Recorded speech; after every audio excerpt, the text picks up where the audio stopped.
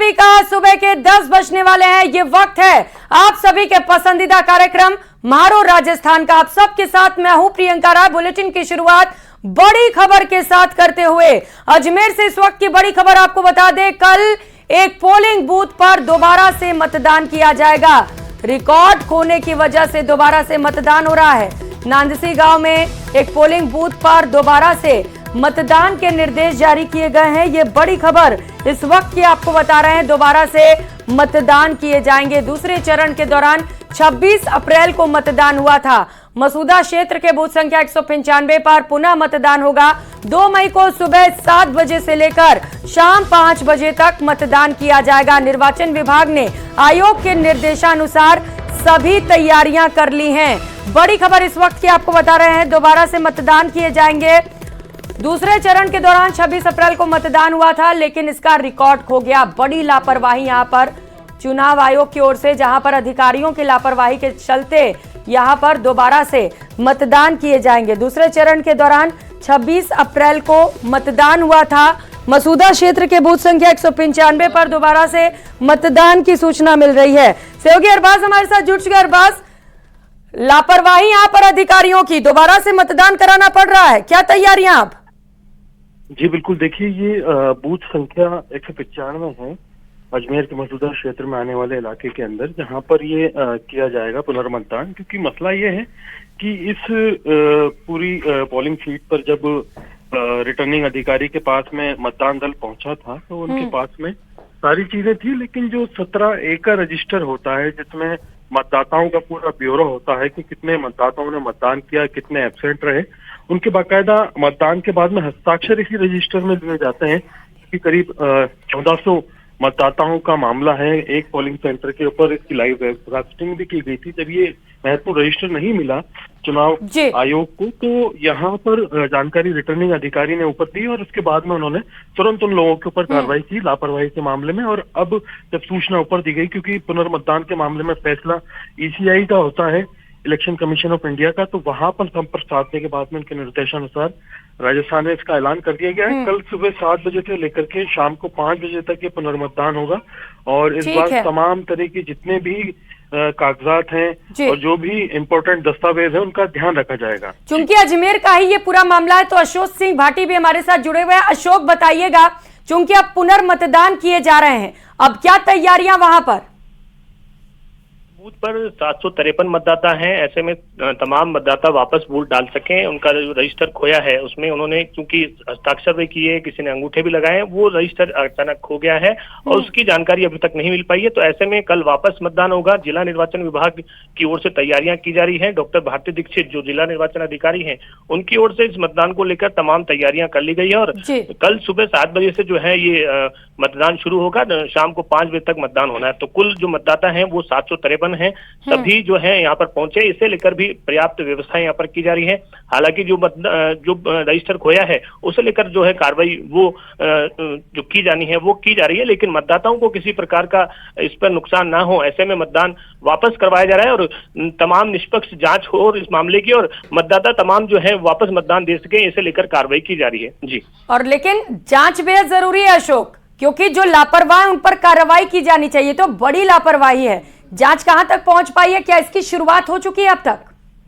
जी बिल्कुल, इसकी जांच की शुरुआत हो चुकी है और जब 26 अप्रैल को मतदान हुआ था और उसके बाद जब ये दोनों वीवीपैट और EVM पहुंची और रजिस्टर नहीं पहुंचा, तो उस दौरान से ही जो है इस मामले में पुलिस को सूचना दी गई। पुलिस ने भी अलग अलग स्थानों पर रजिस्टर को चेक करने के लिए दबिश भी दी गई और छापेमारी भी अलग अलग स्थानों पर की गई। और लेकिन रजिस्टर फिर भी नहीं मिलने पर जो संबंधित अधिकारी हैं उनके खिलाफ जो है कार्रवाई की गई है और किस तरह की आगामी दिनों में और इसमें कार्रवाई होती है वो देखने वाली बात होगी। वोटर से बात हो पाई आपकी अशोक?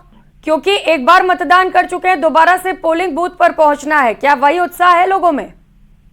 जी बिल्कुल, उत्साह में थोड़ी सी कमी आती है। पहले भी आपने देखा होगा, पहले भी जो मतदान हुआ था उसके बाद इस बार जो है मतदान कम हुआ था। लेकिन अब जो है निर्वाचन विभाग की जिम्मेदारी होती है कि जितने मतदान हुआ है वो वापस हो पाए, इसे लेकर पर्याप्त व्यवस्थाएं वहां पर की जा रही है। लोगों से और मतदाताओं से भी अपील यहाँ पर आपकी तरफ से, मेरी तरफ से भी की जाती है। और रुक कर लेते हैं, इस बीच मिल रही एक और बड़ी खबर का। देश की राजधानी दिल्ली से इस वक्त की सबसे बड़ी खबर आपको बता दें, NCR के 13 स्कूलों में बम की धमकी मिली है।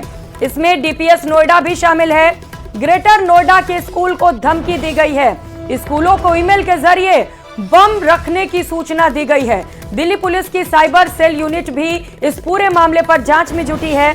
ईमेल का आईपी एड्रेस पता करने की कोशिश की जा रही है ताकि ये पता चल सके कि आखिर ये ईमेल किसने भेजा।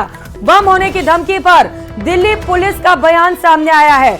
दिल्ली पुलिस ने कहा है कि एक ही पैटर्न पर ईमेल भेजे गए, यानी कि यह संभव है कि एक ही व्यक्ति ने या एक ही गिरोह ने ये सारे मेल्स भेजे हैं और धमकाया गया है। धमकी के मेल की दिल्ली पुलिस की ओर से जांच की जा रही है। ये ग्राफिक्स के माध्यम से देखिए, ये वो स्कूल जिन्हें बम से उड़ाने की धमकी मिली है, अलग अलग स्कूलों में मेल के जरिए धमकी दी गई है और वहां पर पुलिस पहुंच चुकी है, बम स्क्वाड की टीम पहुंच चुकी है। लेकिन फिलहाल अपडेट यही है कि कहीं से भी बम होने की सूचना नहीं मिल रही है। ऐसे में बड़ा सवाल यह है कि आखिर इस ईमेल को भेजने के पीछे मंशा क्या रही होगी। क्या वाकई इन स्कूलों में बम रखा गया है? हालांकि एहतियात के तौर पर सभी बच्चों को स्कूलों से बाहर निकाल दिया गया है और वहां पर जांच लगातार जारी है। तो DPS Dwarka, DPS Vasant Kunj, Sanskrit school Chanakyapuri, Mother Mary, Mayur Vihar phase 1 में बम रखने की सूचना है। एमिटी स्कूल साकेत में भी ये धमकी भरा मेल गया है। डीएवी वसंत कुंज में भी धमकी भरा ईमेल पहुंचा है। पुलिस का कहना है कि सारे का पैटर्न एक ही है, जो मेल पहुंचे हुए हैं वो एक ही पैटर्न में पहुंचे हुए हैं। ऐसे में सबसे पहले कोशिश यही की जा रही है कि ये पता लगा लिया जाए कि आखिर ये मेल किसने भेजा है। ईमेल का आईपी एड्रेस पता करने की कोशिश लगातार जारी है। तस्वीरें दो अलग अलग आपके टीवी स्क्रीन पर। पहली तस्वीर दिल्ली के उन स्कूलों से आपको दिखा रहे हैं जहां पर धमकी भरा मेल पहुंचा है और ये कहा गया है कि आपके स्कूल में बम रखा हुआ है। अब ये मेल किसने भेजा, इसके पीछे वजह क्या है? क्या डराने की कोशिश की जा रही है, धमकाने की कोशिश की जा रही है स्कूल को? क्या बच्चों को टारगेट किया जा रहा है? ये तमाम बड़े सवाल हैं जिन्हें लेकर जांच के बाद एक एक कर खुलासा संभव है। और राजधानी जयपुर से मिल रही बड़ी खबर का रुख कर लेते हैं। एसएमएस अस्पताल में ड्रग स्टोर का निरीक्षण किया गया। आरएमएससीएल एमडी नेहा गिरी ड्रग स्टोर का निरीक्षण कर रही हैं। अस्पताल में दवाओं की उपलब्धता का जायजा लिया जा रहा है। क्या दवाएं मरीजों को उपलब्ध रहती हैं? क्या एक्सपायरी डेट की दवाइयां भी दी जा रही हैं? इन तमाम बातों को लेकर जायजा लिया जा रहा है। तस्वीरें आपके टीवी स्क्रीन पर। एसएमएस अस्पताल से ये तस्वीरें हैं जहां पर ड्रग स्टोर का निरीक्षण किया जा रहा है। दवाइयों की उपलब्धता के बारे में जांच की जा रही है। आरएमएससीएल एमडी नेहा गिरी इस वक्त निरीक्षण कर रही हैं और इस दौरान उनके साथ जो अस्पताल के अधिकारी हैं वो भी वहां पर मौजूद हैं और जानकारी साझा कर रहे हैं। तो आए दिन दवाइयों का टोटा लगा रहता है, इसे लेकर कई कंप्लेंट्स भी पहुंचते हैं। मरीज शिकायत भी करते हैं कि उन्हें ठीक समय पर दवाइयां नहीं मिल रही और इसी को लेकर यह निरीक्षण बेहद महत्वपूर्ण हो जाता है। तो अब देखना है कि निरीक्षण के बाद क्या कुछ कमियां भी निकलती हैं। नेहा गिरी कमियों को लेकर क्या दिशा निर्देश देती हैं, ये भी देखना महत्वपूर्ण होगा। निरीक्षण के बाद क्या कुछ दिशा निर्देश जारी किए जाते हैं अस्पताल प्रबंधन को, इसे लेकर भी आप तक अपडेट पहुंचाएंगे। लेकिन फिलहाल ये तस्वीर आप जयपुर से देख पा रहे हैं। एसएमएस अस्पताल प्रदेश के सबसे बड़े अस्पताल से, जहां पर ड्रग स्टोर का निरीक्षण किया जा रहा है। ड्रग स्टोर में क्या कोई दवाइयों की कमी है, किस तरीके से वहां पर मैनेजमेंट किया जा रहा है, मरीजों को कैसे वहां पर दवाइयां उपलब्ध कराई जा रही हैं, एक्सपायरी डेट की दवाइयां तो मरीजों को नहीं दी जा रही। इन तमाम बातों को लेकर इस वक्त आरएमएससीएल एमडी नेहा गिरी निरीक्षण कर रही हैं, जानकारी इकट्ठा कर रही हैं और साथ ही साथ अगर कोई कमियां मिलती हैं तो उन्हें लेकर भी निश्चित तौर पर उनकी ओर से दिशा निर्देश जारी किए जाएंगे। अस्पताल में हड़कंप मचा हुआ है क्योंकि वहां पर इस वक्त निरीक्षण चल रहा है। सहयोगी सौरभ हमारे साथ जुड़ चुके हैं। सौरभ, क्या चल रहा है इस वक्त वहां पर?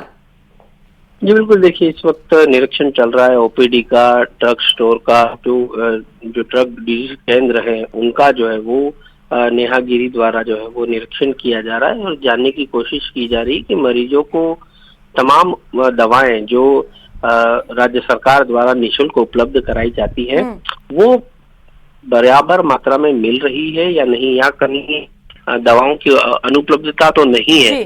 तमाम चीजों का जायजा जो है वो उनके द्वारा लिया जा रहा है। साथ मरीजों से भी फीडबैक ले रही हैं कि उन्हें दवाएं किसी प्रकार बिल्कुल सौरभ, अब देखना है कि क्या कोई कमियां मिलती हैं, मरीजों को प्रॉपर वे में दवाइयां मिल सके, इसके लिए ये कार्रवाई बेहद जरूरी हो जाती है। आप नजर बनाए रखिएगा इस पर। बहुत शुक्रिया आपका तमाम जानकारियों के लिए।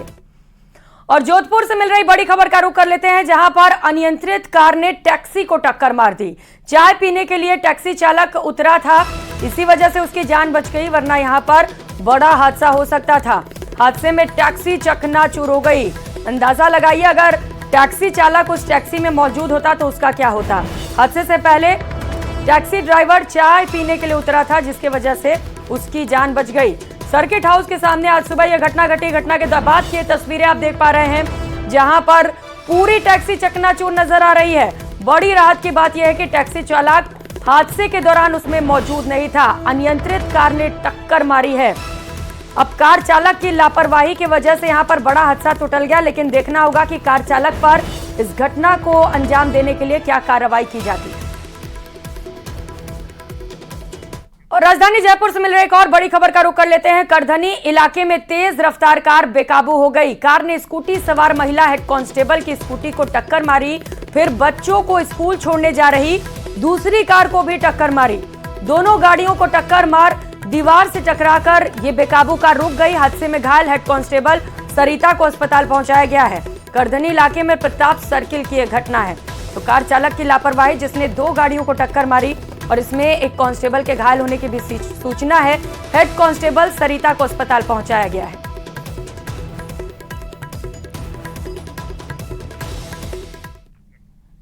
और खबरों में आगे बढ़ेंगे। राजस्थान के कई जिलों में आग का भीषण तांडव दिखाई दिया। आग इतनी भीषण थी कि लपटें दूर दूर तक दिखाई दे रही थीं। आप अपनी टीवी स्क्रीन पर 4 तस्वीरें देख पा रहे हैं। पहली तस्वीर बीकानेर की, जहां बड़ा बाजार के किराना स्टोर में भीषण आग लग गई। वहीं दूसरी तस्वीर बीकानेर जिले के लूणकरणसर की है, जहां पशु बाड़े में आग की विनाश लीला देखने को मिली। आप तीसरी तस्वीर में बूंदी जिले की तस्वीर देख पा रहे हैं, जहां एक मैरिज गार्डन के टेंट में अचानक आग लगने से 75 वर्षीय बुजुर्ग की दर्दनाक मौत हो गई। तो वहीं चौथी तस्वीर कोटा की है, जहां एक ट्रांसफार्मर में अचानक से आग लगने से हड़कंप मच गया। अग्निशमन विभाग ने कड़ी मशक्कत के बाद आग पर काबू पाया।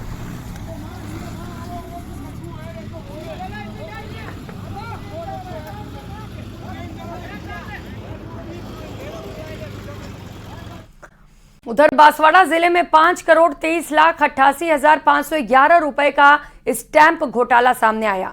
यह खुलासा कोष कार्यालय में स्टाम्प के भौतिक सत्यापन में हुआ। इसके बाद कोष अधिकारी हितेश गौड़ ने कार्यालय के स्टोर इंचार्ज नारायण लाल यादव और स्टाम्प वेंडर आशीष जैन के खिलाफ कोतवाली थाने में रिपोर्ट दर्ज कराई। रिपोर्ट मिलते ही पुलिस जांच में जुट गई और प्रारंभिक तौर पर नारायण लाल यादव और आशीष जैन सहित 2 अन्य को डिटेन किया। विभागीय कार्रवाई के दौरान स्टोर इंचार्ज नारायण लाल यादव को निलंबित कर दिया गया है और इसके खिलाफ विभागीय जांच भी शुरू की गई। साथ ही वेंडर के घर से कुछ सामान भी जब्त किए गए हैं। मामले में पुलिस फिलहाल कुछ भी कहने से बचती नजर आ रही है।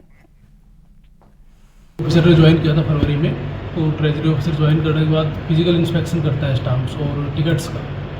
तो उनको प्राइमा फेसी लगा कि जो सिस्टम के अंदर दर्ज स्टाम्प हैं और फिजिकली उपलब्ध स्टाम्प है उसमें कोई अंतर है। उसकी जांच के लिए फिर उन्होंने कमेटी का गठन किया। तो फाइनली उनको जो अंतर सामने आया, तो उसके आधार पे पुलिस ने एफआईआर दर्ज करवाई है। तो एफआईआर के बाद जो दोषी कार्मिक है उसको पुलिस ने डिटेन किया है। साथ में संदिग्धता के चलते हुए एक स्टाम्प वेंडर को भी डिटेन किया है और विभागीय कार्रवाई के तहत इस कार्मिक को निलंबित कर दिया है और इसके खिलाफ विभागीय जांच प्रारंभ कर दी गई। और वो कर लेते हैं कोटा से मिल रही बड़ी खबर का। पेपर सॉल्वर गैंग से चौंकाने वाला खुलासा हुआ है। 10 से 15 लाख लेकर ये पेपर सॉल्व कराया करते थे। अभ्यर्थी, लैब संचालक समेत कई पर जांच की आंच पहुंच रही है। 20 और 21 अप्रैल को ऑनलाइन CGEPT परीक्षा में गड़बड़ झाला किया गया था। SIT को CGEPT परीक्षा में बड़े फर्जीवाड़े की आशंका थी और इसी को लेकर जब जांच की गई तो एक एक कर कई खुलासे होते चले जा रहे हैं। संदिग्ध युवकों की तलाश में दूसरे राज्य भी SIT जाएगी, ये बड़ी सूचना इस वक्त की।